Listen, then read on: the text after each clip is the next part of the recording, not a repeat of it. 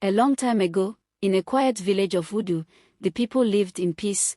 Women went to the market every day to sell cassava, plantain, yam, palm oil, fish, and many other good things. But one season, a strange and fearful thing began to happen.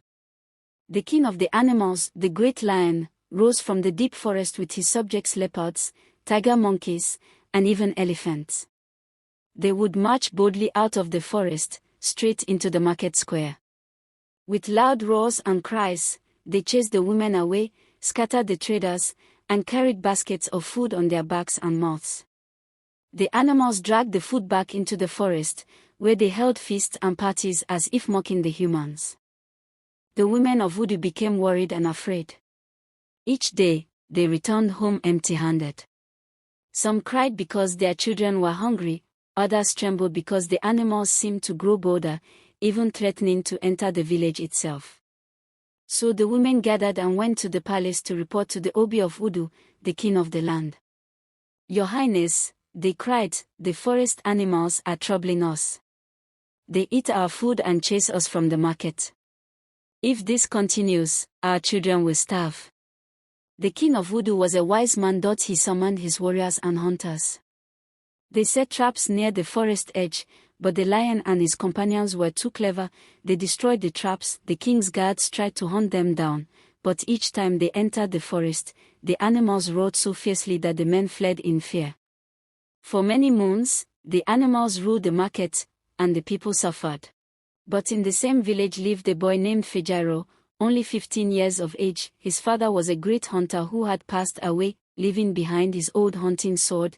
Fijaro was young, but his heart was bold like fire. He hated to see his mother cry whenever the animals scattered her market goods. One bright morning, while the cock crowed, Fijaro took his father's sword and said, "Today, I will end this trouble. If I die, let it be known that I died for Udu." His mother wept and begged him not to go, but Fijaro was determined. He entered the forest alone. The trees were tall and the shadows deep, but he did not shake. Hours passed until he reached the heart of the forest, where he heard loud roars and saw smoke rising from fires the animals had made to roast stolen food. There the Lion King, feasting with his subject, while Fijaro hid behind a tree, took aim with his father's sword. Fijaro waited till the animals finished feasting and all fell asleep. Fijaro walked closely and gently to the lion, and attacked the lion's head with his sword. He cut off the lion's head and the other animals fled into the deepest part of the forest with fear, never to return to the humans. Fijaro walks back to the village carrying his sword and the lion's head proudly as a hero. The whole village, men, women, children celebrates, dancing around him. The people of Voodoo rejoiced, praising the boy who saved them.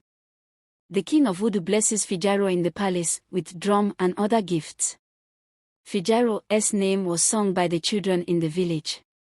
Voodoo women happily selling in the safe market, and from that day, no animal ever troubled the market again, thanks to brave Fijaro.